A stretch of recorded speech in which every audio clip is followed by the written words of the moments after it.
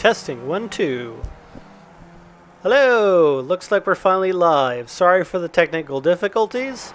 This is Jim Karamanis with the VRG VRL. I want to welcome you to tonight's coverage of the Thunder Valley Classic at Mid-Ohio Sports Car Course. This is Season 3, Race 2 of the VRG Virtual Racer League. We're in the midst of practice. We have 29 minutes left of practice tonight. We'll be going into qualifying at 9 o'clock, and the green flag waves at 9:20. Thanks for watching.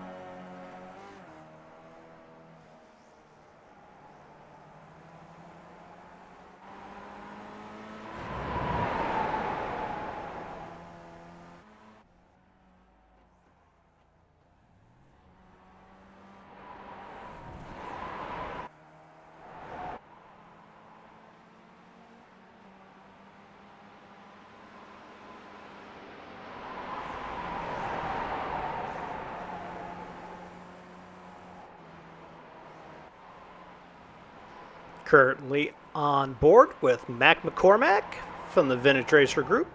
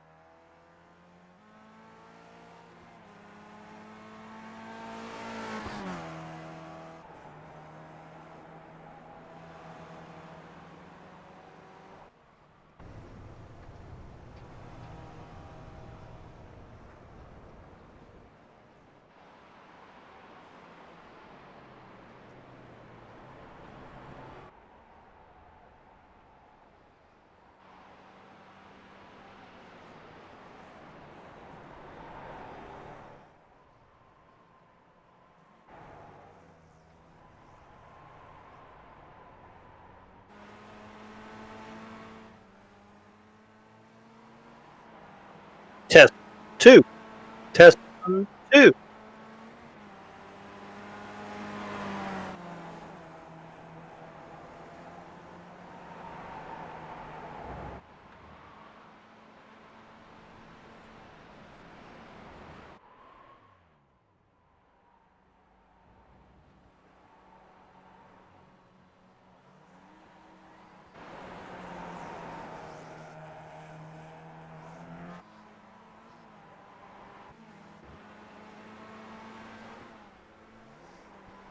On board with Ian Wisbin. Ian, who is your normal commentator, has hopped in the car this week.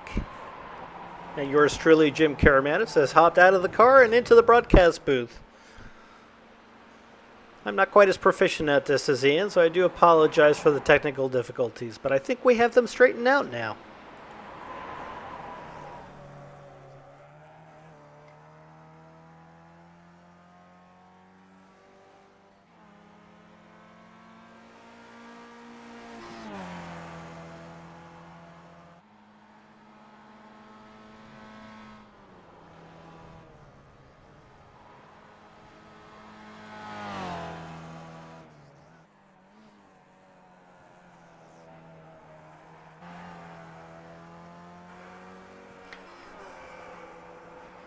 Stefan Vappa. Currently with the fastest time of the night at a 1:36.519. Stefan's been fast all season thus far in the Skip Barber. This being our first season utilizing this car with a VRL.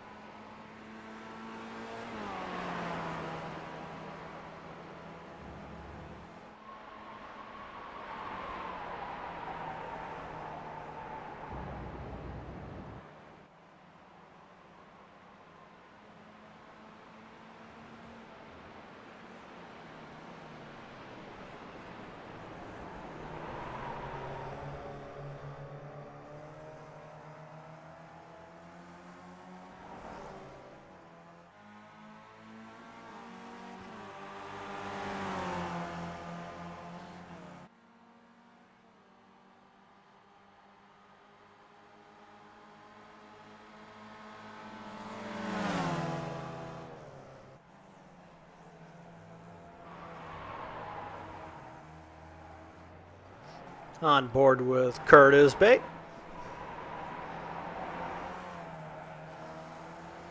Kurt, a series veteran, been on board since the very, I want to say, halfway through Season 1. Now in Season 3, that most definitely makes him a veteran with a VRL.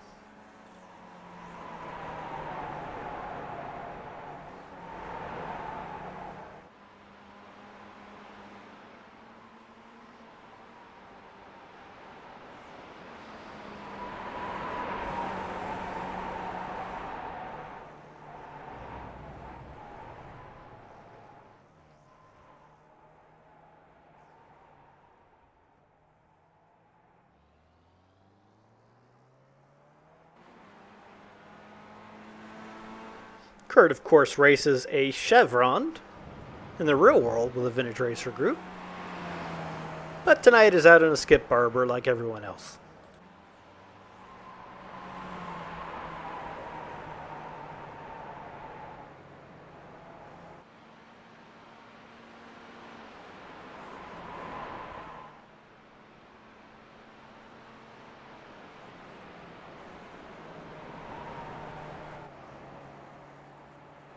On track now with Todd Angel. Todd had a very strong finish last week. I believe he was on the podium.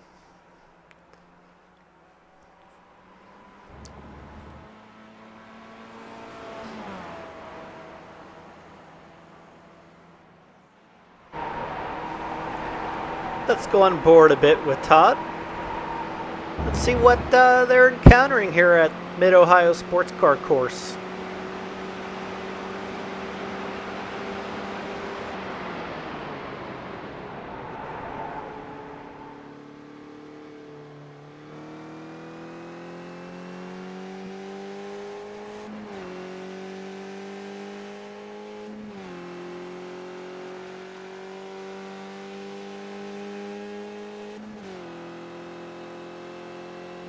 These Skip Barber cars handle very much like a vintage race car, which is what most of these drivers are accustomed to. These cars being on street tires leads to a lot of sliding, much like the experience that we get in the real world with our vintage race cars.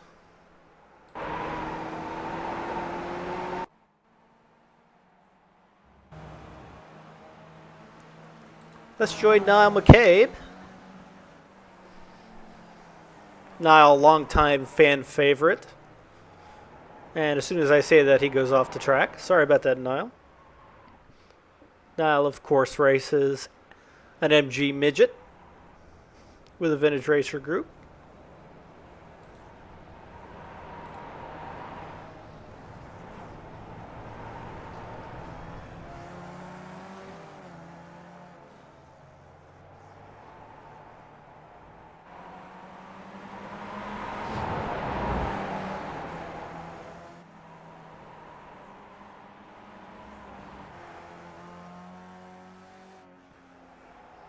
And impressive as he jumps back in the car tonight.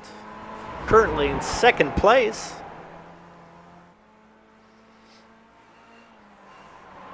If Ian keeps this up, I may be out of a ride. Well done, Ian. Strong lap times. Little over a second off of Stefan's lap time.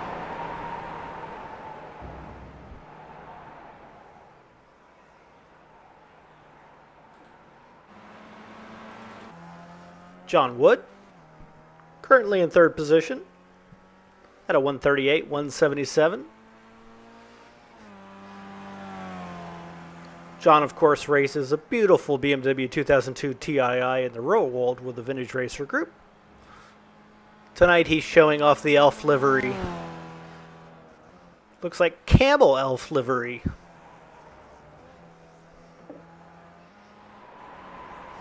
Putting in some strong lap times this evening.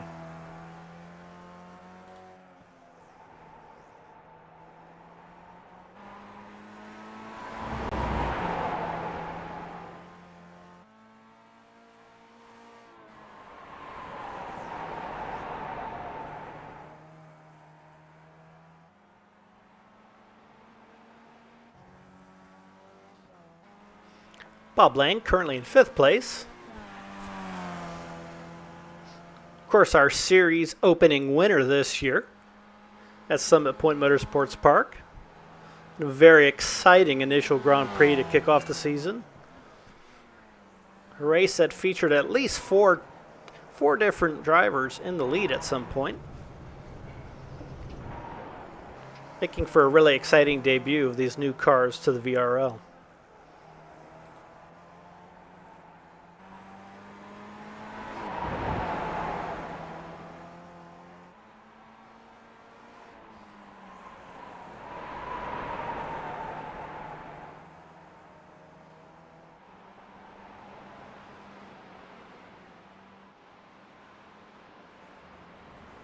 Mac McCormack, who of course normally races the 109 Mini Cooper with the VRG, is out in the Skip Barber tonight. Currently fourth in the running order at a 140, 107. Strong performance thus far from Mac McCormack, who also runs the VRG Drivers Committee. Hint, hint to the other drivers. Don't run into Mac on track.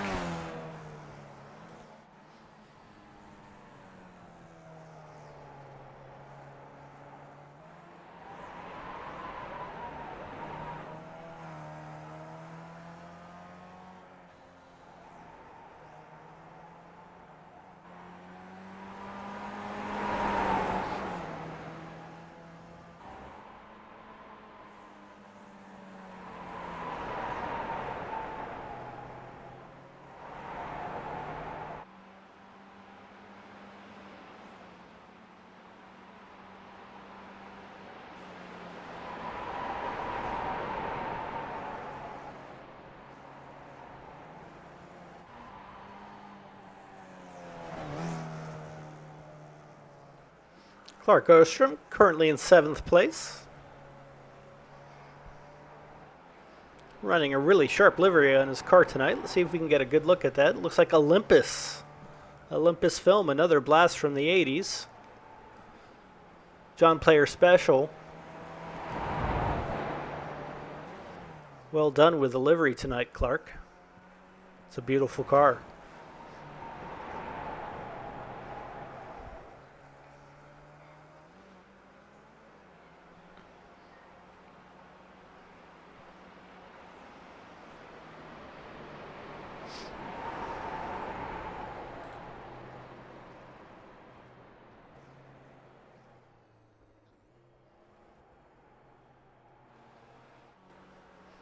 There are about 15 minutes left in practice, and then we'll roll off for qualifying. Looks like we could have a very different top three tonight, the way things are going. Stefan, of course, perennially near the front. But we've got some names up there that we don't normally see in the front row. This could be pretty exciting.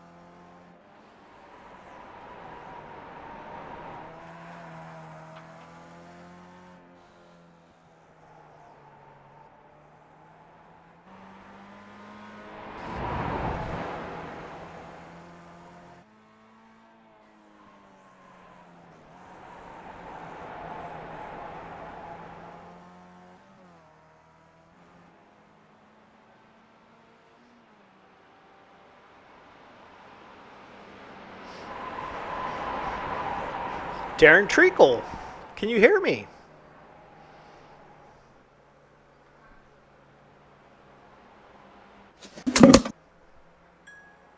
Hey, Jim. Hi, Darren. How's it going? Good. Welcome to the live stream. Folks, we have a special guest this evening. Season 1 and 2 champion Darren Treacle is in the booth tonight making a surprise appearance. Yeah, my first commentary. Well, welcome. Thank you. I can use the help tonight. I could have used the help earlier when I screwed up the sound, but we seem to have it all working now. Excellent, excellent. So how do I see the screen? Oh, here we go. We'll make that happen right now. Gotcha. Yeah, I got my track map pulled up. I'm ready to go. Great. Oh, yeah, look at that. So we're on board with Clark Ostrom right now in the John Player Special livery. And Darren, hopefully you can see the leaderboard now. We have some different names up at the front of the pack this week. Oh, we do. I see Stefan's up at the top. Ian is up at the top. John Wood. Wow. Okay. Yeah, if Ian does too well here, I might be out of a job driving the car. So Yeah, I know. But he might not want to come back to the booth. We'll have to watch this closely. I'm a little concerned here. He's a lot better at driving this than I am. Apparently, he's better at driving the car, too. Yeah, it's funny you mentioned that. He's the BMW club guys are wanting him back. They're like, they want Ian Wisbin back. It's pretty funny. So Ian's second on the timesheet so far. There's about 10 minutes left in qualifying. Looks like Ian's got a good shot to start on the front row this week. It's looking good. He's not far off. He's not far off, and it looks like Clark is running around without a front wing. Oh, yeah, you're right. That must be from his little off. Yeah, it's interesting how the spoiler and wings don't seem to slow these cars down an awful lot. Not much aero here, is there?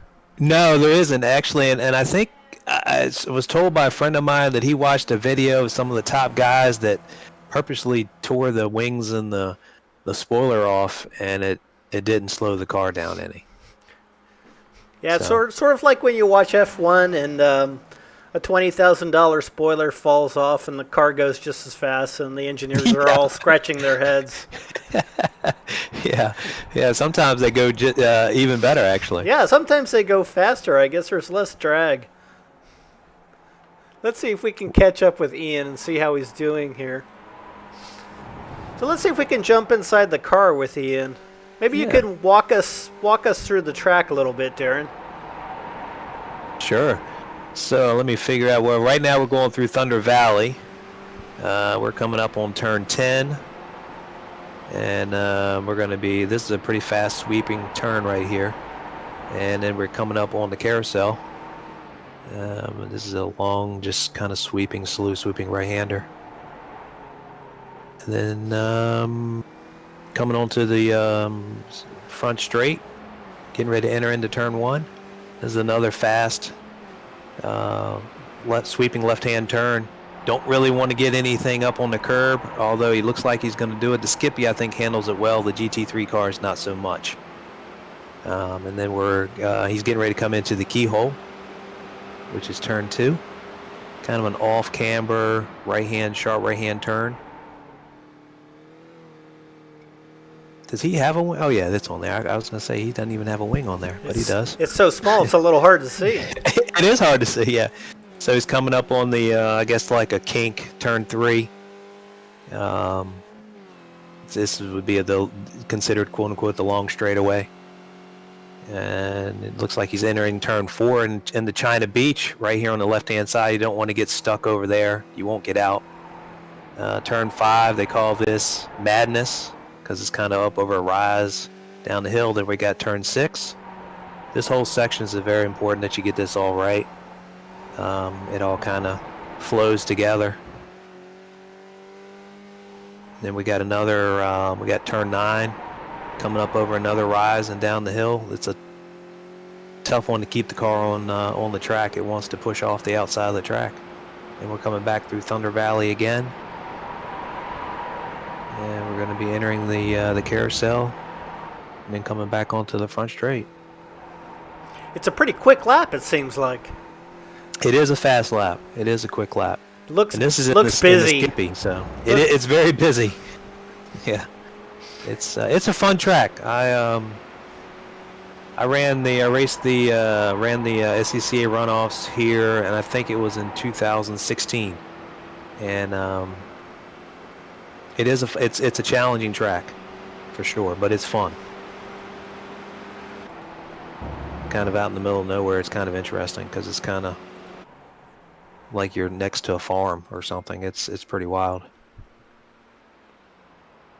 But they love their car racing, and in the little area that the track. I mean, they showed up for the runoffs. The locals did, which was a lot of fun. I guess being off on near the farmland is the way to keep a track alive these days. It seems like it. You know, they don't have a lot of houses building up or cities to worry about or noise or anything like that. Yeah, I hear lots of stories about people buying homes next to racetracks and complaining about the noise, but it seems like you would research that sort of thing when you're buying a house. You would think. That does seem to happen a lot. It happens a lot when I raced motocross. It happened. You know, they'd buy houses next to a motocross track. But yeah, same thing with a car track.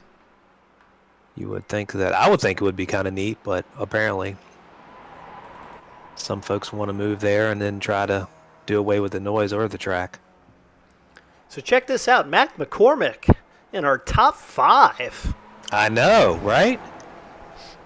Somebody's been doing a little practicing. Yeah, we could be in trouble next week. These guys seem to be putting some hours in. I haven't turned it on much in the last week. We do seem to be missing some drivers tonight, though. I'm only seeing 13 entries so far. We've been as high as, I want to say 26 or 27 at one point, but it's August and a lot of people are on vacation. Yeah, I think Christian might be out of town. He's one of them that seems to be missing. Yeah, Christian Burson seems to be missing. I believe he is on vacation this week. Ralph Pagington doesn't seem to be here. So several other drivers that are series regulars seem to be out. Hopefully someone will pop in the next 5 minutes. Yeah. What about Steve? Did he? Yeah, Steve Ficacci is at the shore this week. Steve might be listening to us right now. If he is, hope you're having a great time. Yeah, absolutely. I could deal with a little R&R myself. But in the meantime, still got a little work to do here. Yeah. Yeah, it looks like Ian's doing pretty good. I don't think anybody's improved. Yeah, it looks Niles looking good. Yeah, it looks like Mike Lawton is missing tonight as well. Matt Barber has joined this evening, though. I don't think we've seen Matt in a couple races. Right. I know he's an open wheel guy in the real world. His father is one of our fastest Formula Ford drivers. I'm sure he's enjoying this. But he looks to be going through an obstacle course of debris there. Somebody left some of their car behind. It happens from time to time, and it's real interesting. The damage model on these cars seems to be more advanced than the GT3 cars because we've seen pieces of bodywork flying around and tires rolling down the track, and that's all sort of new to me. It's kind of fun to watch. Yeah, it is. It definitely makes it a lot more exciting, that's for sure. You know, it's good to see that, even though this is one of the oldest cars in iRacing, they're still investing in it. And it's obviously still has the greatest and best software technology involved, even though the car itself is very rudimentary to drive. And that's one of the reasons it was picked for this go-around. No ABS, no traction control. Means you're sort of in control of your own destiny, doesn't it? It does. And it's not a real powerful car, so it won't get away from you too quick. So it allows you to catch it. Unlike the GT3 cars, they can get away from you in a hurry. They sure look and sound great, though. They do. Yeah, they need to. That's the one thing with the Skippy. If they could add a little bit better sound, it might make it a little bit more exciting, Yeah. But this is a good track for the Skippy, and Summit Point's a good track for the Skippy. Yeah, that first race was exciting last week. I think we had 4 different leaders. Yeah. Yeah, that was an exciting race. Old Bob Lang got me on that one. Yes, he did. He got us all. He did. He did. Oh man. It was funny. He told us what 4 gallons, and he put in 5 or 5.5 or something. Yeah. It's funny. Usually when someone gives their gas recommendation, I always put in a gallon more. Right. But for some reason, I didn't this time around. I noticed that the tail end of Bob's email address says MIT, so I'm going to guess he's one of those smart guys. So it sounds like he played some mind games with us. Yeah, he did. He did. Well done to you, Bob. That's all. That's all part of the game, isn't it? It is. It is, man. They look at F1. They're up. Get a little squirrely. Little argy bargy going on there. Yeah. A little hargy bargy. Big crowd out there. I see a lot of big RVs. They got a good crowd out there watching. Well, maybe that's where Ralph is. I know he picked up a new utility vehicle this week. Maybe he took it to Mid Ohio and he's watching. Yeah, maybe him and Lisa decided to give it a try, take it on a trip. Yeah. Well, Ralph and Lisa, if you're watching, wave to us as the camera goes by your corner. That's right. Maybe Ralph was flagging this time around. Yeah, it could be. He flags too, Yeah. Well, they're both SCCA flaggers, so it's possible. Wow, I'm really impressed with Ian's lap times here. Yeah, he's hanging tight there at 137.6? Yeah. And we're just about at the end of practice, about to kick off qualifying.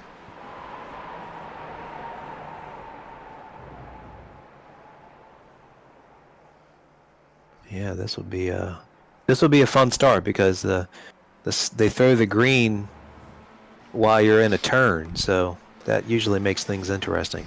Yeah, I participated in a little practice race, and every Thursday evening before our race, we do a practice night. And honestly, I was shocked when the green flags flew because I think the last time we were at Mid-Ohio, I was also broadcasting. So it was my first time taking a green flag there. I was pretty surprised. Yeah, you're not even on the front straight when they throw the green typically. Yeah.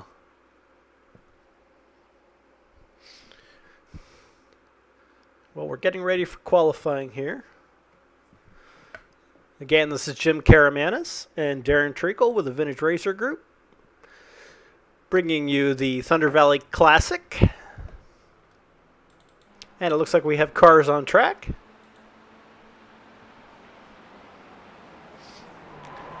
Looks like Stefan is saying I need to be first, rather convincingly. Is it me, or do those cars look alike? They do. It almost looked like team cars. Scott Nettleship there has a very, very similar color scheme to Stefan's. Yeah. Yeah, Stefan wanted to get some clean air. Well, these cars are big momentum cars, so it's really important to not get behind someone and have them hold you up, because that, just like what's happening right here with Scott, just that little bit, I mean, your lap time is pretty much done at that point. Yeah, it really is about sneaking in that quick lap, isn't it? It can get busy out there.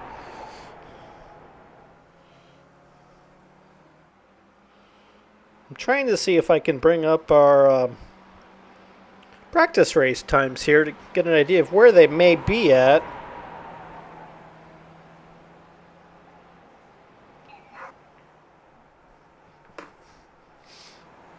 So on board with Scott here. So it looks like we're not far off. Looks like Steve Ficacci ran into 136s and Stefan was in the 137s. Okay.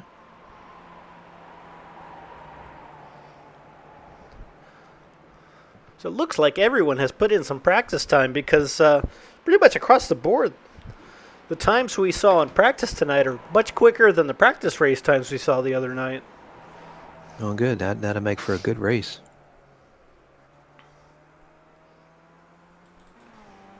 I think the key for whoever starts on the first row with with Stefan most likely is to get out in front if they can get the jump on him.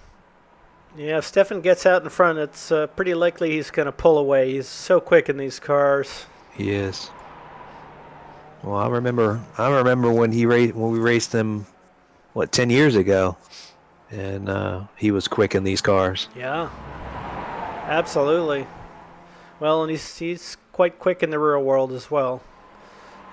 Very famous for pedaling his two-stroke Saab around the Pittsburgh Vintage Grand Prix at Shenley Park, usually on 3 wheels. Is that the 3-speed on the column car? Yes, 3-speed on the column. Sounds like a chainsaw at full tilt. Nice. And he's really fast in it. It's fun to watch. Let's see. I didn't even know they raced cars with 3-speed on the columns. Yeah. How about that? So let's see. Stefan's completed his first lap, 138. I expect he'll go much quicker than that. Yeah. It takes a lap or two to get the tires to come in. It does seem to take a few laps, and it seems like in this car the tires seem to hold on for a long time. They do. They do seem to hold on for quite a while. I don't know if that's maybe because they're treaded. I don't know. Well, and these cars are light as well. I know that I race a small sedan, and on the treaded tires, they're great for about 8-9 laps, but then they start to go away. But the sedan probably weighs twice what these little cars weigh. Right. Yeah. Somebody going off into China Beach. Yeah, looked like Mac was interested in going to the beach. He lives pretty far north, so he probably just needs a little bit of sun. That might be his only option to get to the beach.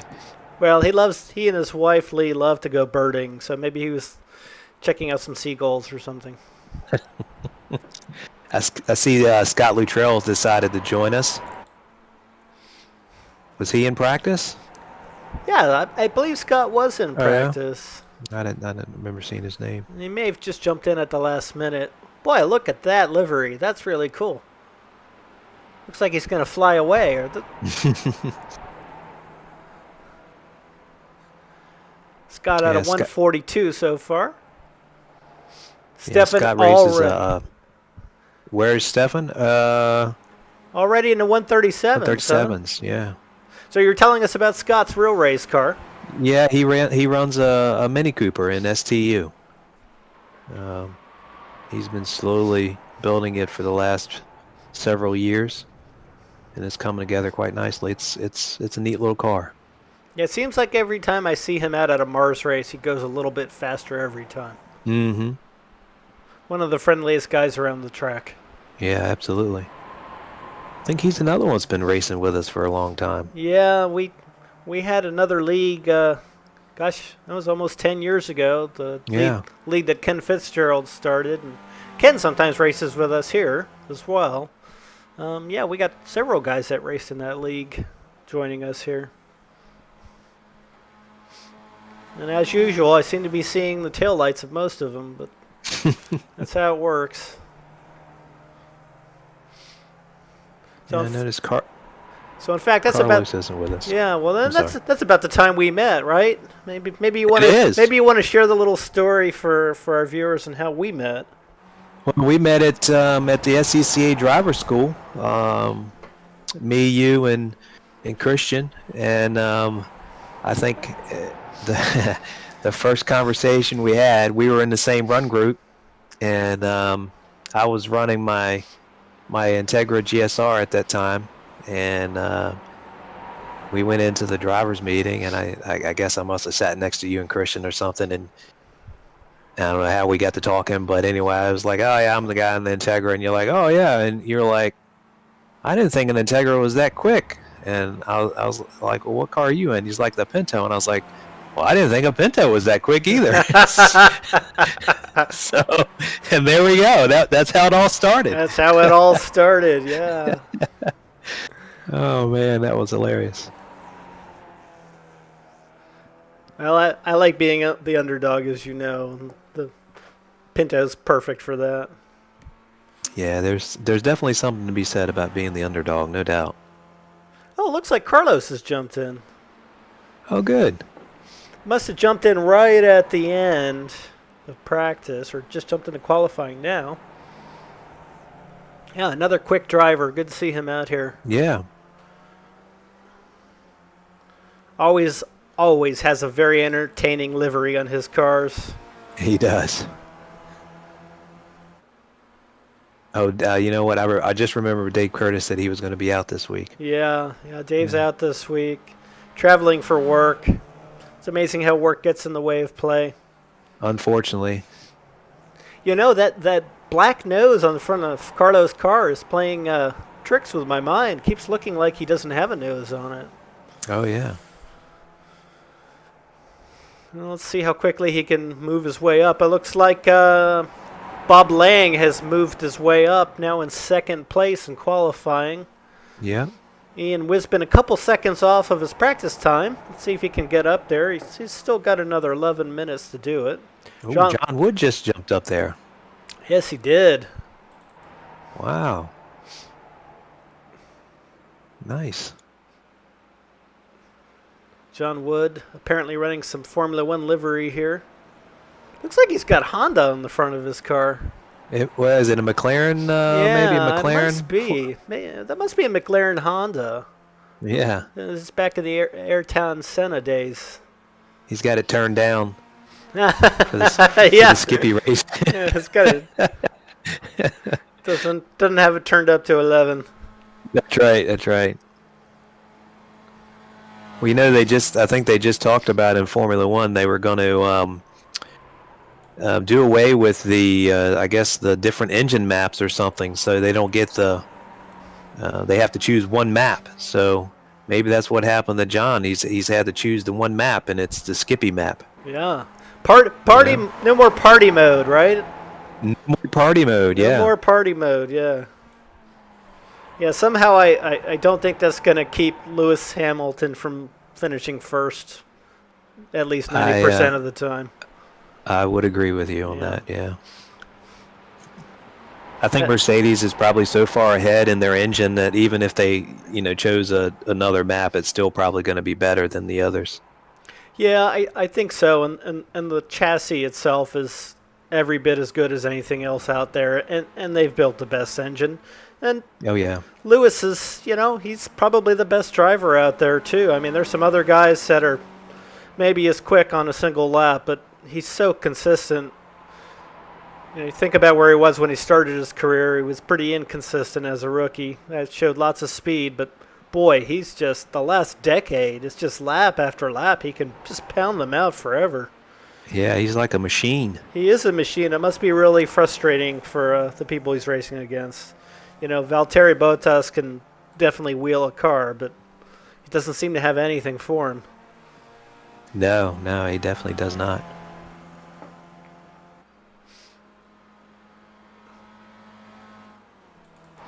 Let's hop on board with Ian.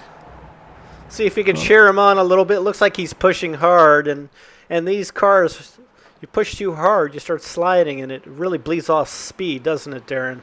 It does. It does. These cars confuse me a little bit because it seems like if you at Summit Point when we were there last week, if I push too hard in the wrong areas, I guess I would shave off time, but then I would push harder in other areas and I would pick up time. That's why I have a hard time with this car. I just can't. Yeah, it's strange because there's no aero. I mean, even though it's got these wings and spoilers, they don't do much. I think maybe the front spoiler helps a little bit at turn in, but I think that rear wing is really just for show. I don't think it's doing a thing, and it's strange because when you're on a long straight, you don't really feel the draft, but once you get within a second of the guy in front of you, it really does shoot you ahead. Right. Yeah, I feel like if you take the wing off and the spoiler, and the spoiler off the front, you basically almost have a Formula V. Yeah, absolutely. Yeah, and it looks like a Formula Ford, but certainly acts like a Formula V. I mean, the Formula Vs are big draft cars. It's really fun to watch those guys. You get to especially a vintage race, and you get 30 of these vintage Formula Vs, and you watch them go down the front straight as a train. One guy jumps out of the draft. He just gets left behind by the whole pack. It's like NASCAR. Does. they just go right by. I'm not used to that. Our big sedans, everything drives a huge hole in the wall, and it doesn't matter where you are. Ian's still down in 6. Yeah, he seems to be pretty significantly off his lap time. I mean, if he ran his lap time from practice, he'd be in second right now. Let's see if he can pull one out of the bag. He's still got 6 minutes.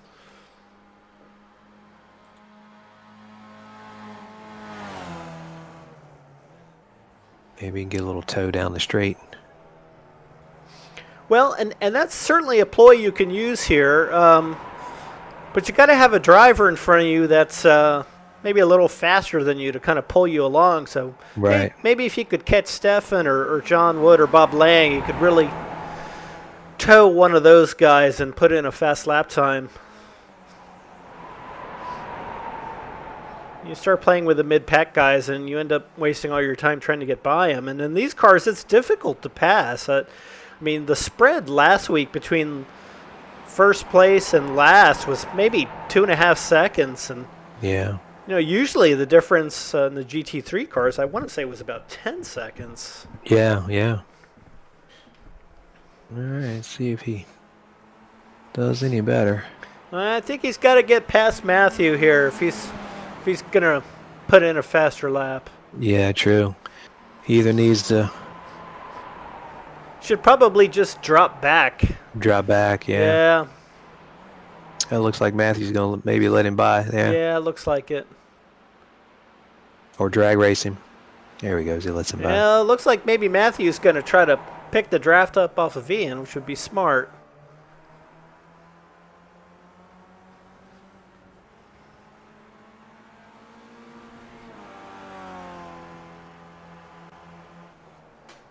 See if we can catch up with Ralph Solomon. We haven't visited him yet tonight. No. There's old Ralph. Oh, Ralph sliding it through madness. Of course, Ralph races a Formula Junior, so he's used to being in open-wheel cars with skinny treaded tires. He's got a 510 as well, does he not? He does, yes. He just bought it, and I believe he raced it for the first time earlier this year at Lime Rock.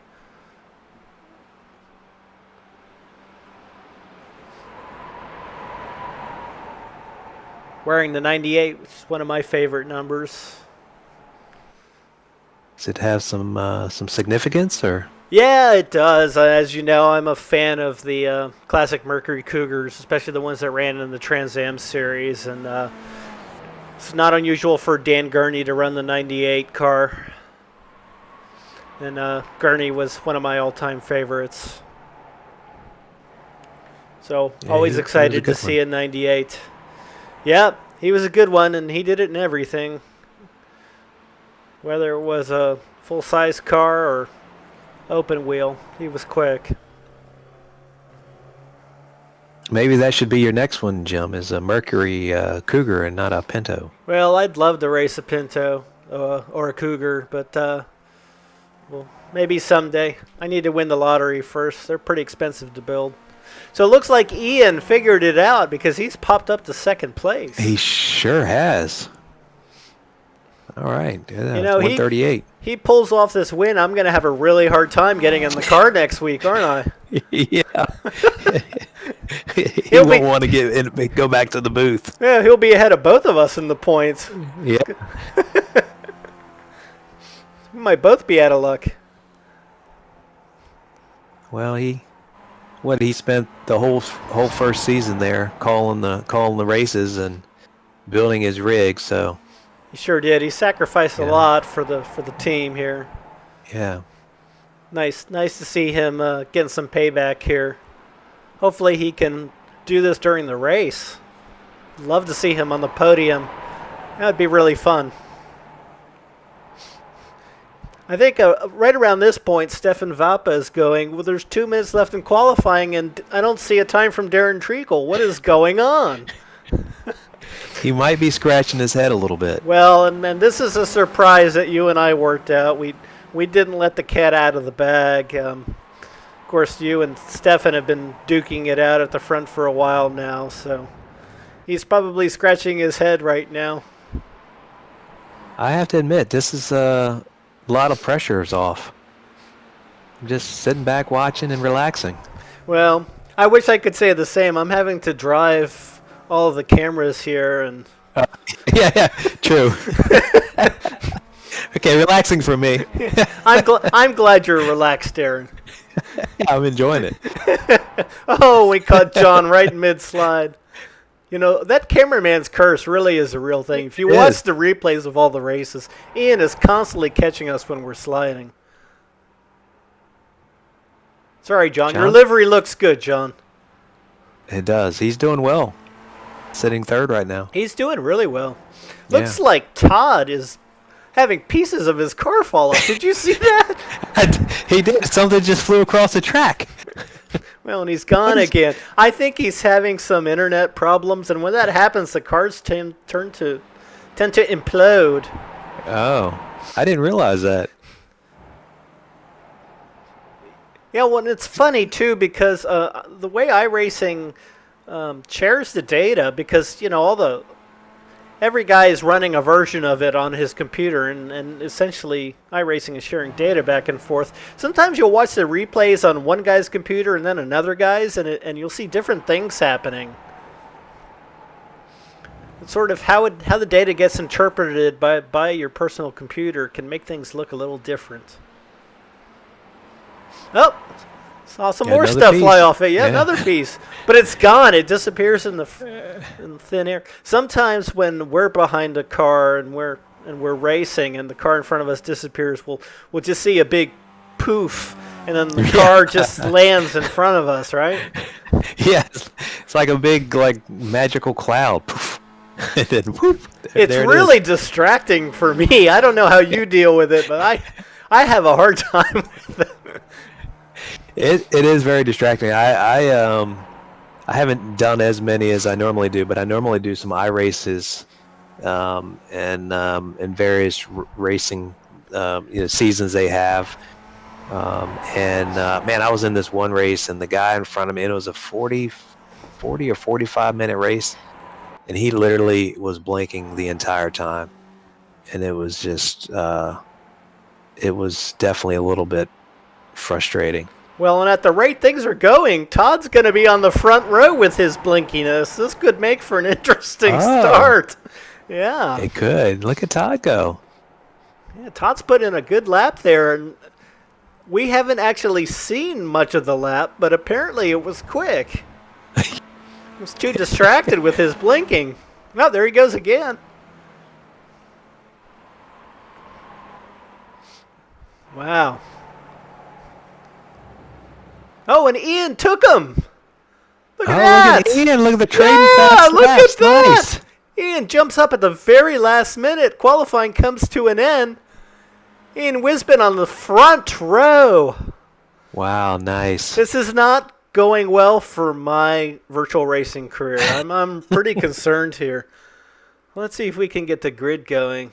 Oh, see, I need to stop figuring this stuff out because he's going to have more excuses not to race. So, at the front of the pack, no surprise to see Stefan Vapa in first, but Ian Wisbin, wow, well done, buddy. Good to see you there. Todd Angel, third. John Wood, fourth. Bob Lang, fifth. Clark Ostrom in sixth. Mac McCormick in seventh. Kurt Osbey in eighth. Scott Nettleship in 9th. Carlos Bonson 10th. Matthew Barber 11th. Scott Luttrell 12th. And this is where I get lost because I can't seem to find the button to go to the next page. So there we go. Well, Ralph Salomon's in 13th and Niall McCabe's in 14th. I'm doing my best here to keep it going so that Ian will want to come back and fix my mess here. So there we go. It's 81 degrees. Well, it says 58% chance of rain, but I'm not seeing any clouds out there. Yeah, I'm not seeing any. Oh. Looks like we're going live, though. Here we go. We're in Thunder Valley again, aren't we? So this is going to be that short pace lap you mentioned earlier. Yeah, it's a very short pace lap. You don't really get any time to warm the tires up. So Ian goes from the booth to starting on the front row. Let's see how it does. So exciting. Oh. Ian, Stefan took off. There it is. Oh, wow. Ian got a great jump. Look at that. Look at this. Are they going to go side by side through turn side 1? Side by side in the one. He takes the lead. Ian Wisman out in front. Go in. How about this? Wow. Oh, it looks like I got Kurt Isbay off. Going into 1. Wisman still has it. Stefan's trying to push the issue. Oh, looks like he might get him. Oh, wow. That was a nice move. You know, on cold tires to hold it that tight is very impressive. It is. You've seen Stefan do that before. Who's that moving up there on the inside? Well, looks like Todd's moving up now. Oh, he's moved up to 2nd. Whoa! Whoa! We got some people flying off into China Beach. Yeah, we got some hargy-bargy going on. Bob Lang is off the track. Bob Lang, last week's winner, is off in the kitty litter. John Wood now up to 3rd, makes it around Ian. Oh, Ian's falling back. Oh, what a good start, though. Yeah, and Clark Ostrom's getting racy now. Scott Nettleship's off the track and back on. Mac McCormick crashed.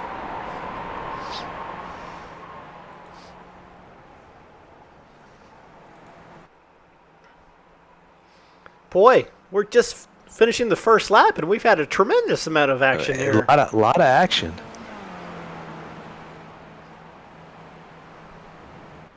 Unfortunately, if they let Stefan get out front, he's just going to kind of creep away and... Oh, somebody went through turn 1 there sideways. What happened to Ian?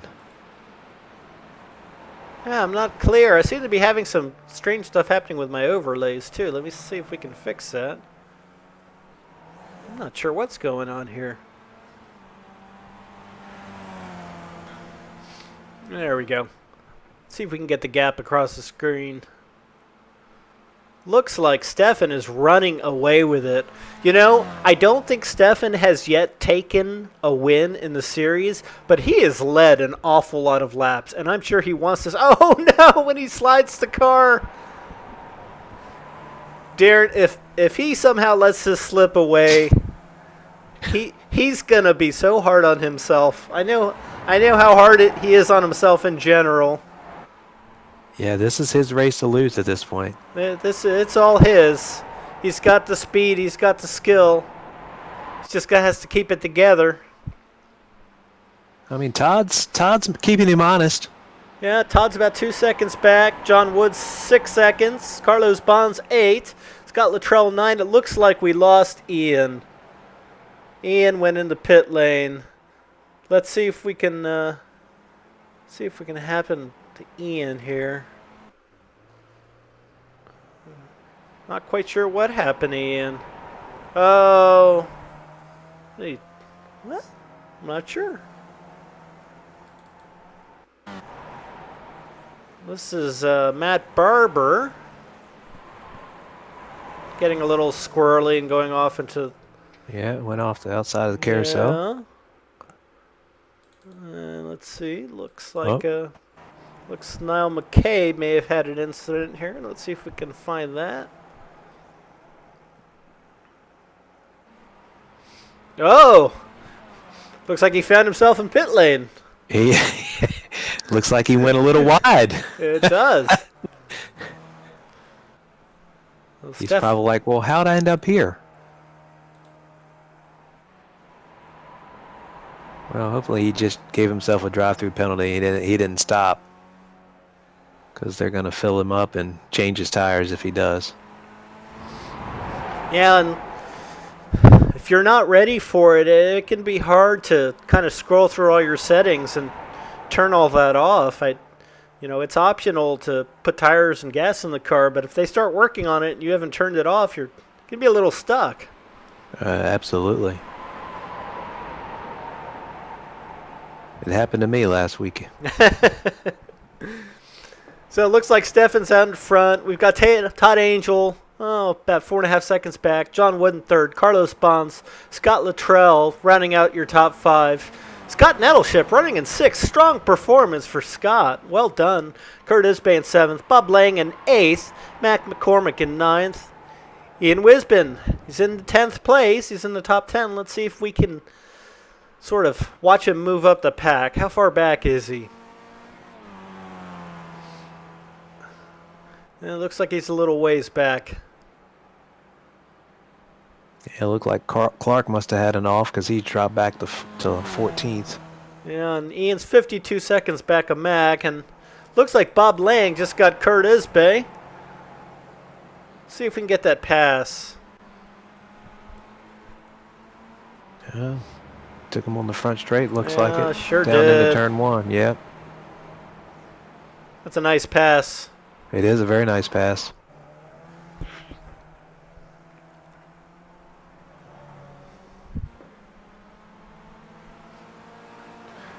So far the big winner is Scott Luttrell, who's up 7 positions. Wow. Way to go, Scott. Hard charger right there. Trying to run down his buddy Carlos. These two are really good friends. They must be having a ball out there right now. They've done this a lot over the last 10 years. They have.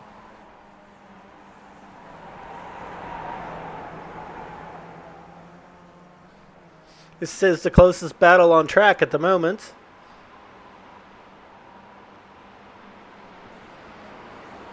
Looks like Go ahead. Looks like Bob Lang's also working on Kurt Isbay. See if we can catch that. I think we're about to see a pass here, Darren. Yeah, I think we are. Bob's usually pretty quick. Oh, yeah. He's got the racecraft as well. He does, yep. Well done. Bob's back up to 7th.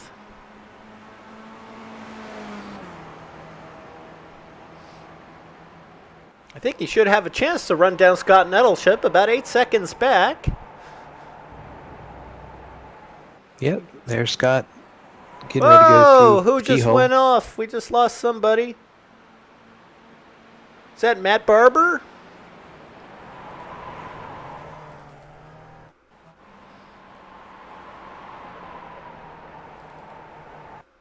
Look at that. Oh, yeah, it's Matt. Oh, it's too bad. No, that's not paint. He actually took the nose cone off that car. Well, let's jump up front with Steffen. Steffen's got almost a 7-second lead on Todd now. So what do you think? Is he pushing hard? Is he trying to open the gap, or is he just sort of controlling the pace at this point? My guess is he's probably controlling the pace. That's what I would do. I would probably I'd have my overlay up. I'd be keeping an eye on his lap times. I'd be keeping an eye on the gap in the relative box and just trying to maintain the gap. I found myself doing that quite a bit in this last season's GT3 race when I wasn't sure if I put enough gas in the car. Yeah, you're sort of getting a reputation in the paddock for that. Yeah. I'm not sure it's a good reputation, but hey, at least it's a reputation. Yeah, as long as it doesn't happen at the runoffs, right? That's right. That's right. You've never run out of fuel at the runoffs, have you? I have not. Oh, that's I'm good. not. And you'll be running at the runoffs again this year?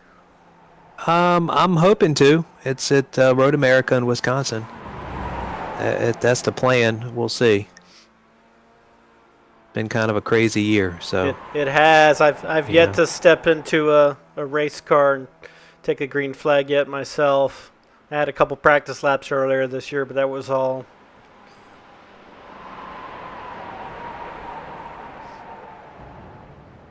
yeah, I raced at the Mars race at Summit Point a few weeks back, and that was the first time in the car since last October. So there was definitely some rust to knock off. Looks like Matt and Scott Nettleship are having a little bit of a battle here. Oh, that's now McCabe. Looks like Max. Nice. Yeah, looks like Max lapping Niall.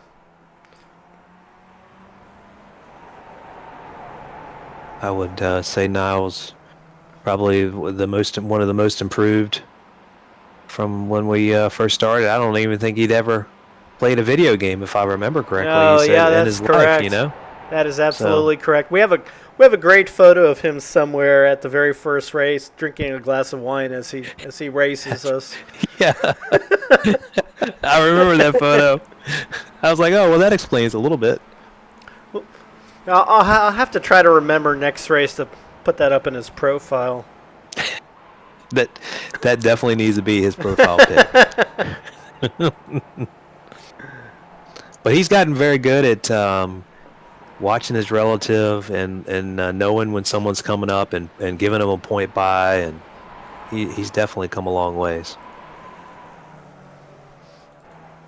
Well, Darren, looks like Stefan's still pushing because he's almost 10 seconds up on Todd now. Oh, well, maybe he's trying to make a statement.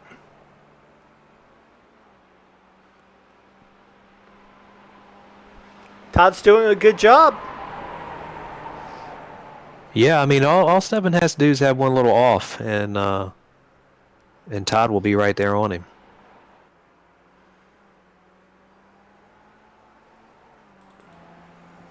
John Wood hanging around in third. John always has a strategy, always very purposely runs slightly slower in the race to keep the car under control. And somehow, in the end of the race, attrition always brings him towards the front.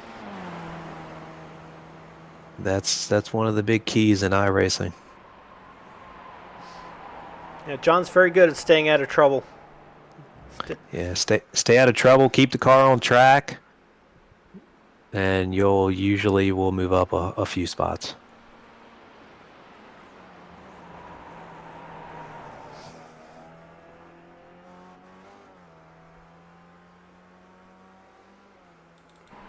Let's see how Bob's doing here.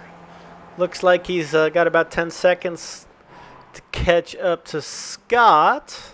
Is that Kurt that's on his bumper? No, it looks like he's just put a lap on Ralph Salomon. Oh, is that Salomon?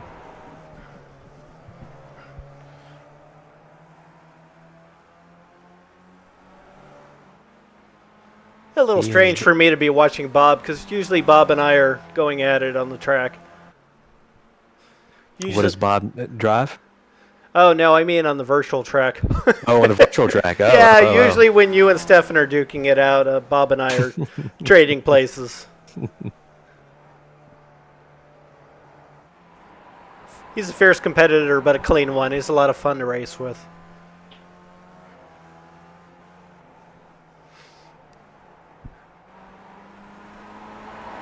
Seems to be slowly closing the gap on Scott Luttrell.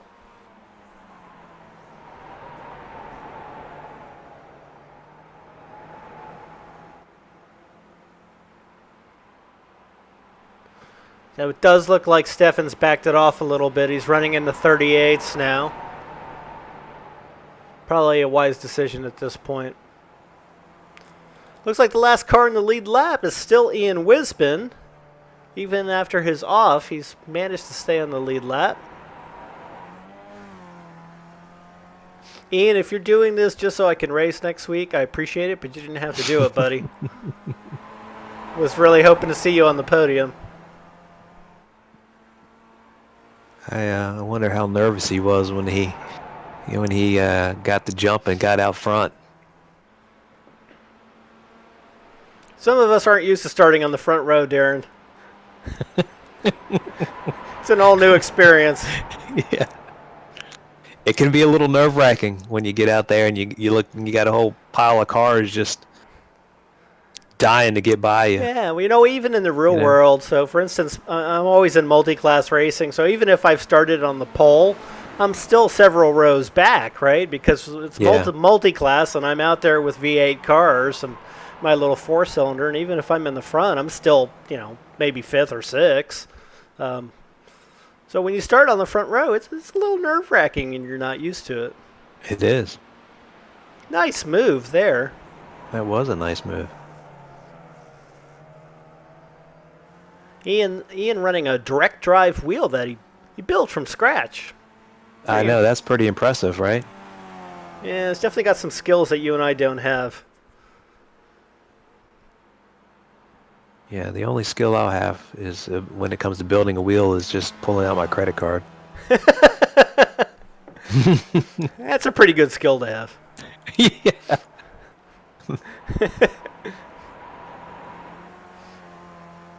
Boy, you can really hear the tire scrub on these cars.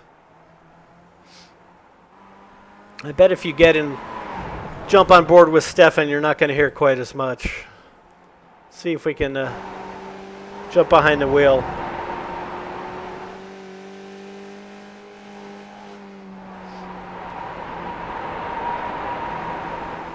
Certainly using the whole track, isn't he? That's what I was getting ready to say. He's definitely using all of the track and then some.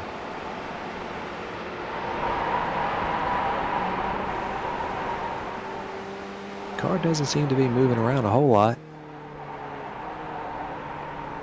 No, and he seems to be quickly moving up on Bob Lang, who's in sixth. And it tells me he's already lapped up to seventh. Yeah. Or was that Nettleship? That was Scott Nettleship. So he's lapped up to eighth now. Another 37.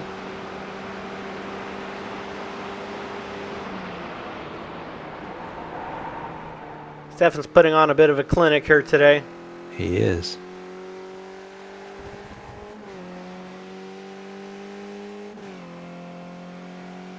This is a long straight for this car. It really is. That's what I was thinking. When you watch the camera view outside the car, it doesn't look as long, but from behind the wheel, it looks like an awful long way.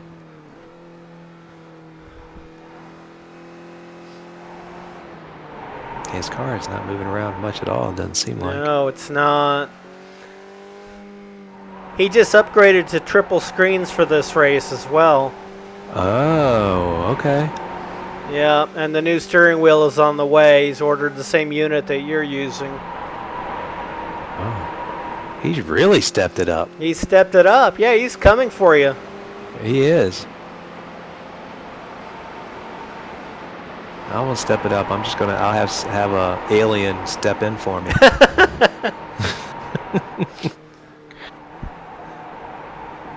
Yeah, boy, the car doesn't seem to be moving around at all, does it? It doesn't.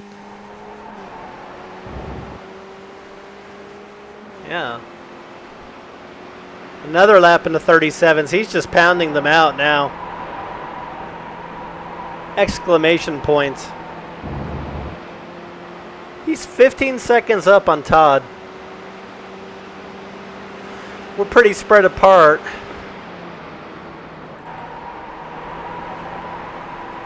We're riding along with Todd. Another 13 seconds back to John Wood. Yeah, they're pretty spread out. 32 seconds back to Scott Luttrell in fourth.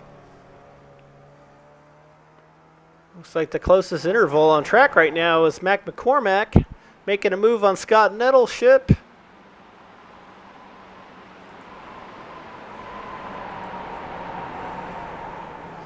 Oh, that was Clark. Looks like Clark is a lap down and he's passing cars that are in front of him. Trying to get his lap back. Yeah. And there's Mac. Mac trying to stay ahead of Ian Wisbin, who's about 8 seconds behind him. We need to throw a Competition yellow, yeah. It's a competition yellow to get him bunched back up again. Come on now, this isn't NASCAR. It would make it interesting, though. It would make it interesting. Stefan might make a trip down from Delaware to Northern Virginia to wring my neck, too. He certainly earned this one. I hate to take it away. It's almost 17 seconds up on Todd now.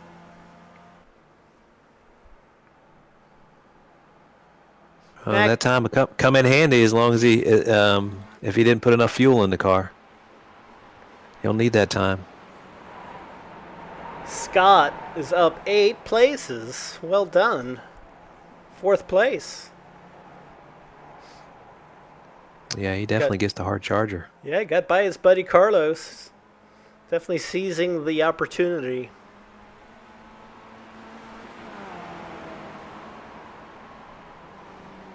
I think Scott's got quite a nice rig himself. Triple monitors. Yeah, he just bought the same wheel and pedal set that I'm using. Okay. All Fanatec gear. CSL Elite, I believe. Yeah, a lot of us have upgraded our gear over this past 5 months of COVID. I mean, we're not spending the money on track, so why not? Right, absolutely. It does improve the experience. It really does. You know.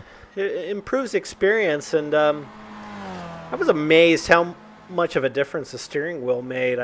Suddenly you're able to catch the car where the 10-year-old Logitech wheel I was using before, I just couldn't.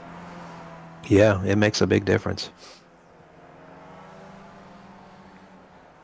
Looks like Bob has just gone by Carlos. Let's see if we can get that pass on a replay.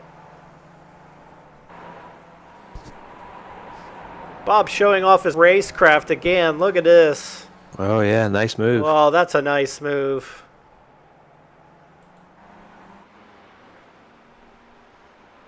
Around the outside of Madness, I believe. That's not an easy pass to make, but Not at all. Carlos is one of those guys you can do it with because you know he's not going to do anything silly. And for our viewers, that is absolutely part of the equation. I mean, who you're trying to pass does make a difference where you'll try to do it. If you trust the person and know where they're going to be, you might try something a little bit more daring than someone you're not so confident in. Carlos and Bob ran nose to tail all last week, so I'm sure the confidence was there.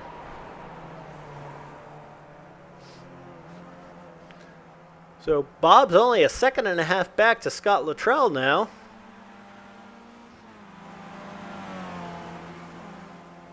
Is that Scott Luttrell right in front of Bob? Yeah, or is that, right in front of Bob, yeah.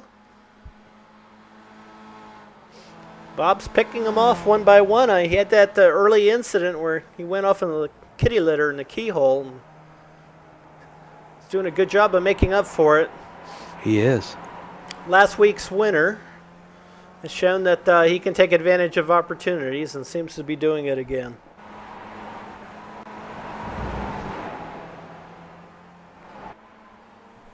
It looks like Matt Barber had a little incident here. Let's see if we can catch it.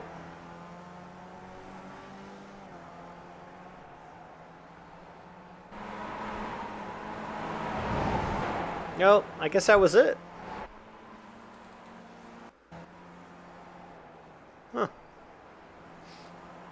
there he goes. Oh, yeah, it looks like he looped it. Looks like he looped it.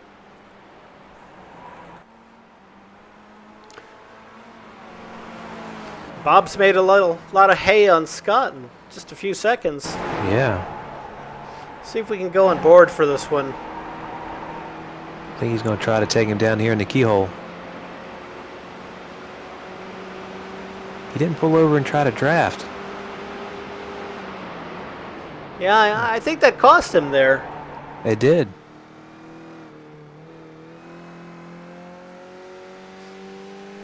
Scott was pretty crafty there to pull away and outside of the draft. Yeah. And that is a thing. It is a thing. He's doing it again. You see that? Yeah.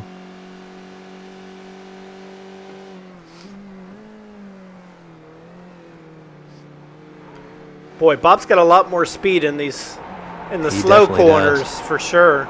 Yeah. Oh, and little bobble by Scott. Yeah, not a smart place to make a pass, so Bob was smart to hang back.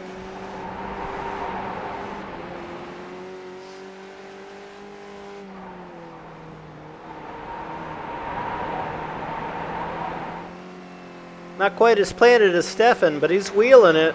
He is wheeling it. Wow, a lot more speed through this corner. Look at that. Oh. He's poking it in just enough to make Scott know he's there. Yes, he is. Trying to distract him a little bit. Stefan just puts in the fastest lap of the race at a 1:36.68. Wow. Almost 25 seconds up on Todd now.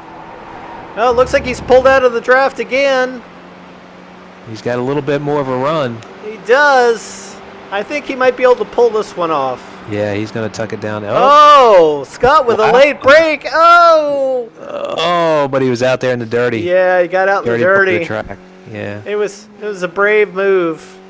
Try to hold him back, but Bob had enough speed that seemed inevitable. See if Scott mounts a comeback. He's trying, and you know, if you take advantage of the draft, you can really hang on to people for quite a while. Which neither one of them seem to be doing. No. I know last week when you got beat by me, I used it for 3 or 4 laps to hang on to you.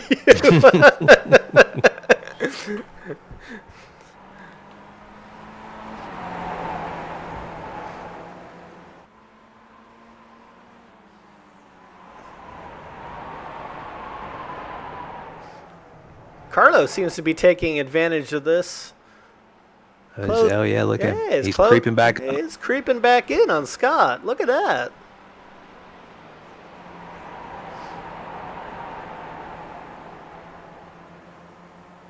You know, I wonder if Scott used up his tires in that battle. He might have. And, you know, his rhythm might have gotten thrown off as well.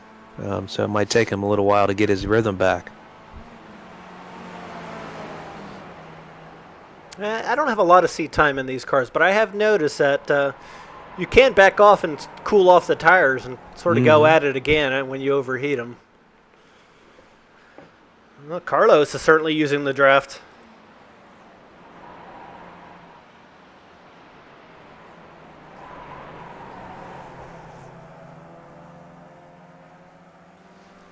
Taking some very different lines for the keyhole. Yeah, Scott takes a different line through there for sure.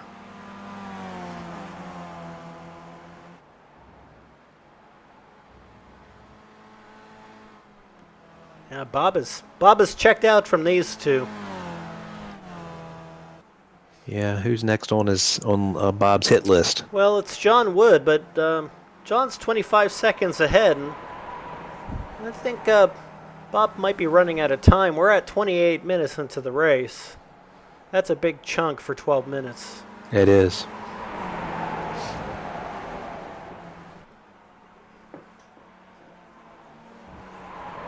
This is the closest battle on track. Carlos Bonds attempting to run down Scott Luttrell. Again, this is Jim Karamanis with the Vintage Racer Group. Joined in the booth tonight by Darren Treacle, our Series winner and champion from the first and second season of the VRL, surprising everyone by jumping into the booth tonight to help me with some commentating. It's been great having you here tonight, Darren. It has been great to be here. It's fun. I'm constantly trying to think of things to say, but apparently I don't have anything to say.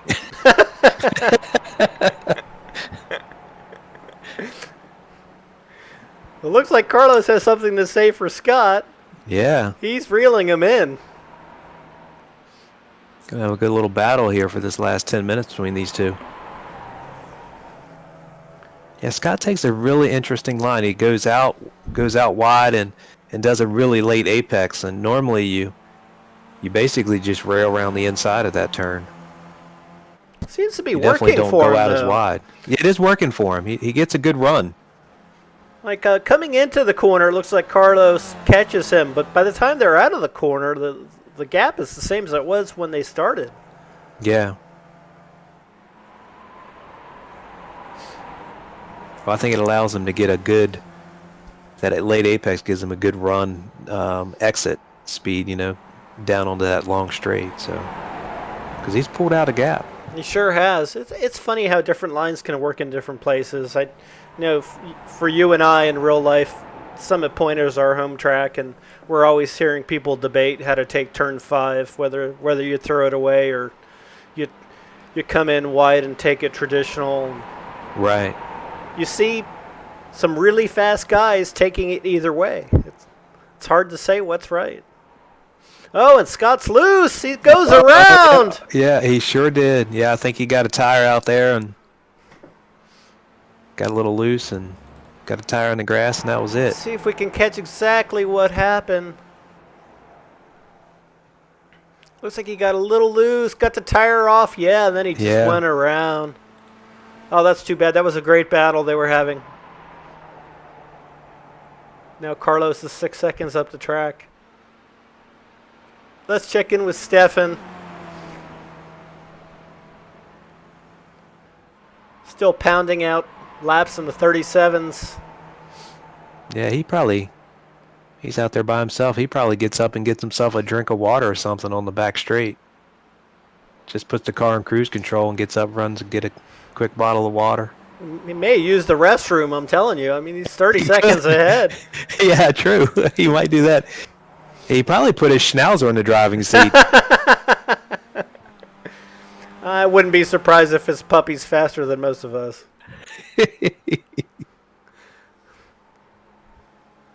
Stefan and I instruct at the Vintage Racer Group in-person school together every year, and it's always a lot of fun. And Stefan's very good at relaying how to drive quickly and safely around a racetrack.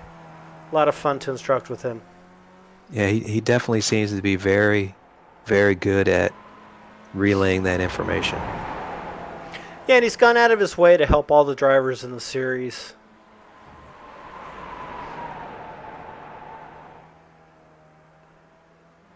And boy, he is quick in this car.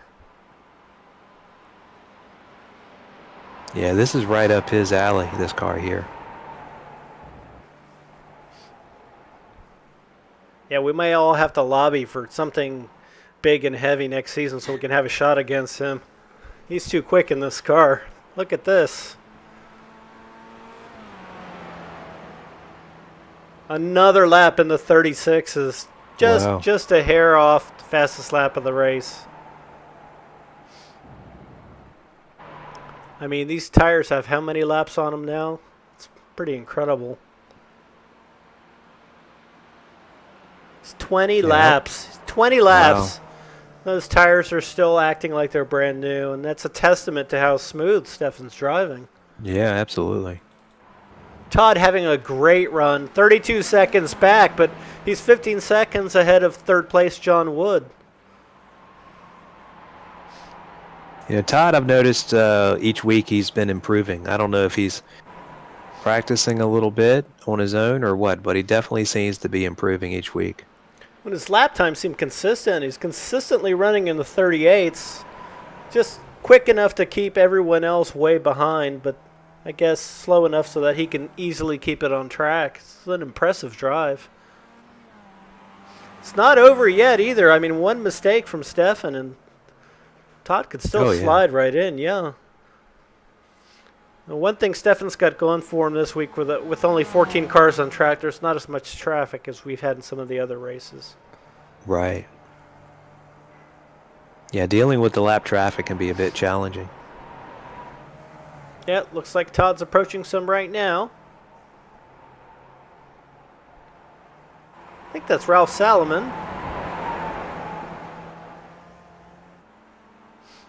See if we can go aboard with Todd.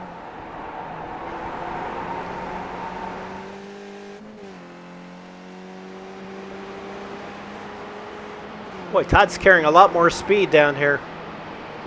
Yeah, down here through Thunder Valley. Turn 11 right there. Approaching the carousel, turn 12. Oh, looks like Ralph might be losing it. No, he catches it back. Yeah, got a little loose. He was pretty loose there.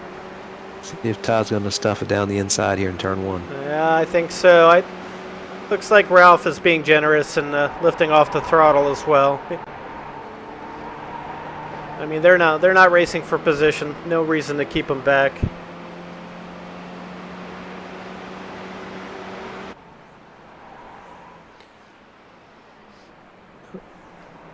Almost looked like Ralph was trying to make a run back, didn't it? It did. I think there was someone off left in the gravel there. Well, it looks like Kurt Osbey just took Scott Nettleship.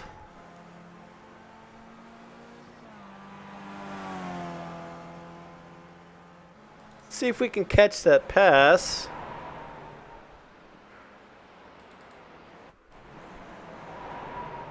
I'm not quite sure what happened here. Oh, yeah, there we go. Yeah. Over there in the kitty litter. That was Nettleship. Yeah, that's Kurt. And there's Scott Nettleship right there. That's too bad. Scott was having a good run. But that's good for Kurt, who's up in 8th now. Yeah. Ian Wispin has popped up to 7th.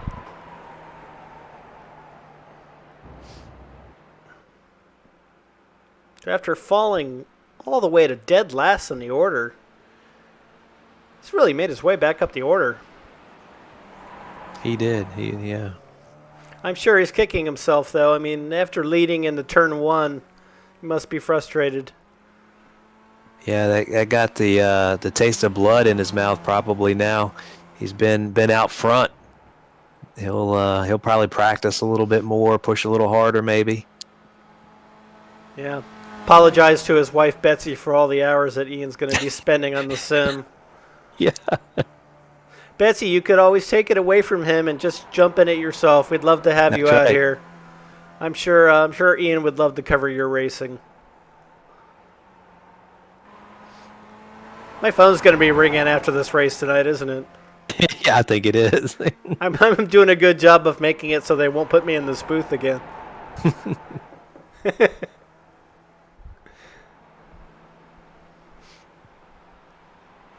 Well, Ian's turned to 137. He's got he's the second fastest driver in the race tonight.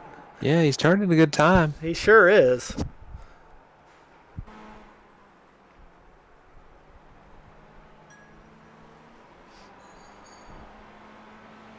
It's only 12 seconds back of Scott Luttrell now. But we're coming up on 38 minutes. See if we can find Clark Ostrom. Oh, we're here. He is making a move on Ralph Salomon. This is for position. And Mac McCormack is off. That is for position as well. And Ralph goes off. Clark Ostrom gets 2 places just like that. Clark jumps up from 12th to 10th in 1 corner. Well done. They couldn't handle the pressure. Yeah, let's see if we can see that again. Looks like Clark trying to make the move on Ralph. Max slightly up ahead of them. You know, I'm wondering if he was watching this battle in his rearview mirror, thinking these guys are coming, and and I think just, Ralph just got some target fixation on yeah, Mac. yeah. Clark, the big winner, and all that. This may be. We're on lap 24. Oh, why is Clark slowing down? Clark might be out of gas. It looks like looks like Ralph has gotten past him. Looks like Mac is past him. Oh my! Well, it's got to be. He's got to be down on gas, right? Because his car's fine.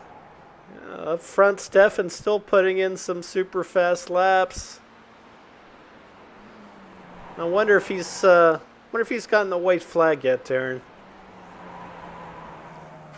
How much time is left? I cannot see it on my end. Looks like 20 seconds. He may have already gotten the white flag. Yeah, it may have gotten it. This might be the final lap. Let's jump back in here with Mac. It looks like Mac is trying to catch back up to Ralph, and John Wood lapping them. It looks like they're all spread apart. Well, I think this might be it for Stefan here. Let's see if we can see. Lap. Yeah. We'll have to look and see if we can catch Barney with a checkered flag. Barney, of course, is the name for iRacing's steward that waves the checkered flag at start-finish. And Clark is completely out of gas. Somehow made it to the pits. He almost made it back. Almost made it back. And Stefan has checkers. Well done. Well-deserved win. Monkey off his back. He's coming for you now, Darren. He is. Well, with all this new gear he's getting, I don't know if I'm going to stand a chance now.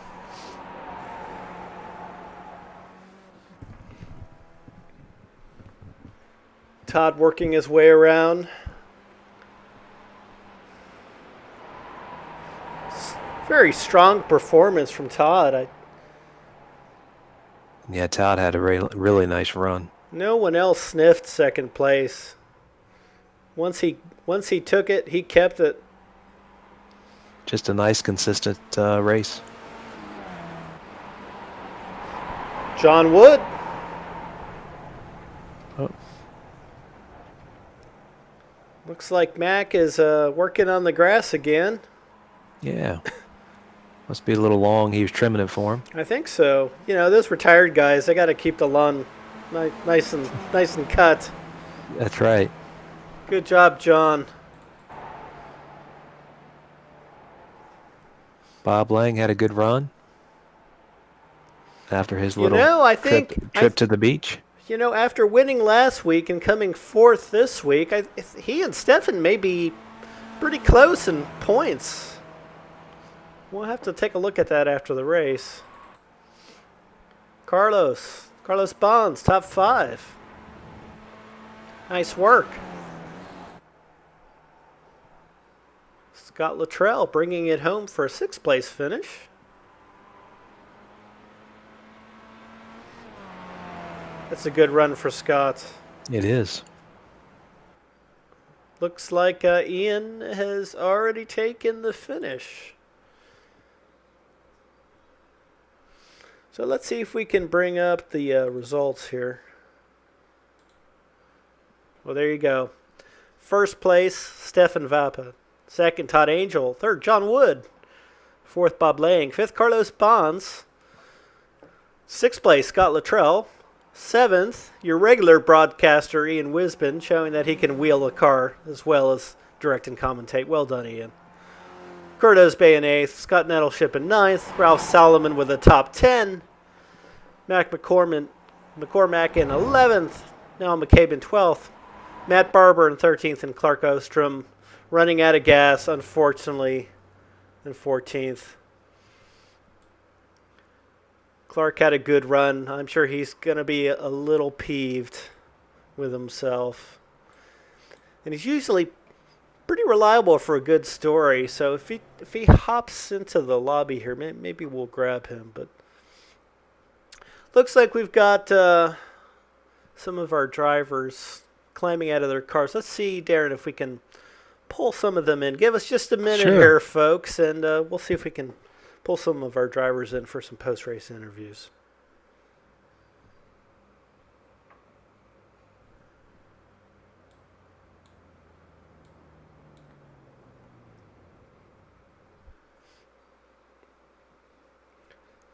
Stefan Vappa, can you hear me? Just barely. I'm having a little bit of microphone issues. Oh, well, we'll try to scream for you. Congratulations on the victory. Well deserved. I have a surprise for you because in the booth here tonight, my co-commentator is, well, why don't you introduce yourself? Hi, Stefan. It's Darren. I was wondering where you were. Good run, man. Good run. Thanks. Stefan. Oh, man. So we also have Ian Wisbin. Ian, can you hear us? I can. Can you hear me? Loud and clear. So Ian, you and Stefan on the front row. Trying to put me out of a drive. I see, trying to get me permanently into this commentator's box. What an incredible qualifying by you. Why don't the two of you talk us through that exciting first lap?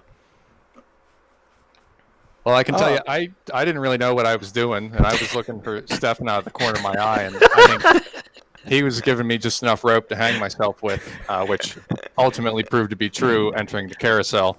So, but it was fun, for sure. I'll have to try that again. I'll just get a taste of glory and work my way up to it. Yeah, I was just trying to see how the car felt when it was cold and full of fuel. I had some sense of it, but since I had a little bit of gap on pace, I decided to go ahead and put a little extra fuel in it, and I hadn't driven it with the full 5-point-some gallons. And it was a little slippy. So I just didn't want to mess anybody else up, didn't want to mess myself up, and took it easy at the first corner. Let us go through instead of side by side, one by one, and then figured out I'd work on it after that. Yeah, well, it was an impressive drive, Steph, and a dominating drive tonight. Somehow, it's your first win of the series. I think a lot of people will find that shocking because you're perennially a front runner. Congratulations on finally getting that monkey off your back. I was telling Darren he might be in a little bit of trouble now. We'll see. It is nice to get a monkey off the back. I mean, it was good to be clear out there, but I'll tell you what, it was hard to sometimes keep the focus. Your mind starts to wander when things are all going well, and when you think everything is going well, it probably means you forgot something. Well, we were watching your lap times, and you were just pounding 37s and 38s lap after lap. It was pretty impressive, and your best was in the 36s. And Ian, I don't know if you realize this, you were the second fastest car on track tonight at a 37. Yeah, I saw that towards the end of the race when I had nothing to do but look at the timing tower. So, see, I was at least second quickest. I have no idea what I was doing on my intermediates. I wasn't paying close enough attention to that, but still, I had fun.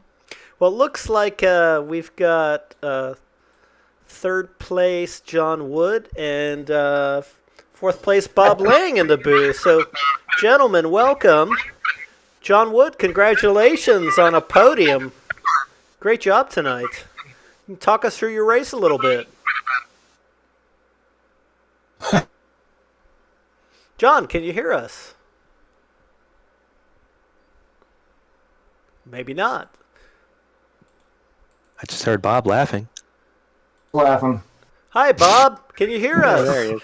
I definitely hear you. Yep. Bob, you had an exciting race going. You started near the front and had a little bit of an incident. Can you tell us what happened? Yeah, my left side touched the grass going into turn 4 and wound up on China Beach. So I got to the back of the field and got to drive back to 4th place. So not too bad. Well, it was fun watching you work your way back up through the pack. Lot of passing on camera, lot of in-car stuff. So I think you're going to enjoy the replay tomorrow. It was fun watching you. Oh, excellent. Thanks. That was fun. I really like Mid Ohio. Cool, very cool course. Well, it showed in your performance on track. Well done tonight. Thank you. Appreciate it. John Wood, can you hear us now? You're blinking. I can hear you now. Can you hear me? Yeah, we're getting a little bit of an echo, but we've got you. Talk us through your race. Oh, well, let's see. You still got that echo, don't you? A little bit. Little bit. Okay, so, I guess I qualified okay. I know Ian Wisbon was right in front of me, and I'm not quite sure what happened. I thought I was behind him, and all of a sudden I didn't know where he went. So I was kind of curious how Ian ended up, but pretty quickly after the first couple of laps, Stefan took off. I couldn't keep up with Todd Angel, and then, I just seemed to gain some space with the guys behind me. Yeah, it seemed like you had a little bit of a lonely race, but sometimes that's a good thing. Yeah. Trying to together. Well, it looks like we've been able to pull Todd Angel into the booth as well. Todd, how was your race tonight? Strong second place finish. Hey guys, yeah, it ended up being kind of a lonely race. I was trying to keep up with Stefan, but it just wasn't happening. So, and Mac, I'm sorry I tapped you there at this, penultimate lap. But well, it was a really strong performance tonight. Your lap times were consistent all night. Very impressive. yeah, thanks, Jim. Todd, I was behind you, and I kept looking for you, but you seemed to gain about a half a second every lap, so I couldn't catch you. Yeah, it was kind of there about Stefan, I think he was pulling about a second on me every lap, even when my best laps. So yeah. So I have a question for Ian. So how nervous were you when you got the jump on Stefan and got the lead?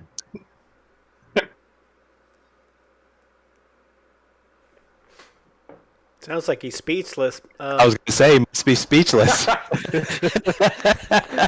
to find my push to talk button there. There he is. Yeah, let's see. I know it's a family safe broadcast, so I'm just going to say not say what I was thinking in my head, but basically don't mess this up. But then I thought this is a bit of craftsmanship here by Stefan. He's just going to sit back there and wait and not not push too hard first lap, because who wins it in the first turn, first lap kind of stuff. So it was I enjoyed it briefly, and then I got caught up at the bottom of the S's and just avoiding collecting Scott Nettleship. I backed out of it, and that's when everybody got around, and then my glory was short-lived as we approached the carousel. But it was certainly I was wondering what to do. I was looking left, I was looking right, I was checking my relatives, I was checking my mirrors. It's a shame. It's amazing I didn't drive it off course. So, but it was fun. I'll try and do that again sometime. Yeah, well, Excellent. tomorrow when you listen to the replay, you'll hear the concern in my voice as if you were to somehow pull off this win, I might get stuck in the booth forever. But good showing. You really put in some quick lap times tonight, Ian. We're all very proud and excited for you. Nice job. Yeah, no, it was fun, and I do have to say a thank you to Steve Ficacci, who I know is not in the booth. I think he's at the beach, but I watched his video and spent a couple hours studying that, and that's where I found the majority of my time. So +1 to Steve for putting together a tutorial on how to drive Mid-Ohio in a Skippy. Yeah, absolutely. That was really well done. So Hey, nice job. Nice job, Ian, qualifying. You had some really good times. Thank you, sir. So Bob Lang and Stefan Vappa, I think you guys are pretty much neck and neck now in the points chase. What do you expect to see going into Daytona next week? Ooh, Daytona. Carnage. The Barber car is that's going to be interesting because that's all strategy. Yeah, Yes. the straightaway is so long that you can't necessarily, if you're leading the last lap, you can't necessarily be sure to be winning the last lap. It's going to be interesting there. Yep, I agree. So what do you think, Darren? Are we going to have a treacle sighting at Daytona, or? We might, but I got to get me for Daytona. I'm going to get me one of those bars that goes from my steering wheel down to the gas pedal, and I can tie it all in. And when I'm up on the big bank, I'm going to go upstairs and get a drink of water, maybe a little snack, and I'm going to come back down and jump behind the wheel. Yeah, but For just the- watch out infield. for turn one. Yeah. Well, gentlemen, great job in the race tonight. I know you're probably tired, sweaty. We'll let you jump into the pub and do some bench racing, and Darren and I will finish off tonight. So, well done. Good show. Thanks for joining us. Awesome sauce. See ya. Thank you, Jim. Thanks, Darren. See Thank later. you. Good job. Thanks, guys. Thanks, guys. See ya. Thanks, guys. Take it easy. Thanks, Ian. So, Darren, what do you think? Your first night in the booth? Well, I tell you, it was exciting. It was obviously a little more relaxing for me since I didn't have to work the cameras or anything like that. But it was a lot of fun. I realize it's not quite as easy as some of you guys make it sound, but it'd be fun. I'd like to do it again. Yeah, we'd love to have you up here. Although I definitely think it takes away from the show when you're not on the track because you're perennially up front and it's fun to watch. Even when I'm inside the car and I'm watching you lap me, it's still fun to watch. Well, I appreciate that. I enjoy lapping you, Jim. Just so you know. Thank you. All right. Well, thanks, Darren. And thanks Thank you. to all of you for tuning in this evening for the Thunder Valley Classic. Next week, we'll be back at Daytona Raceway for a special Skip Barber passing fest where we'll get to see what it's like to draft, hopefully with 20-plus Skip Barber cars on the banking at Daytona. So join us next week. Thanks, and we'll see you soon. Good night.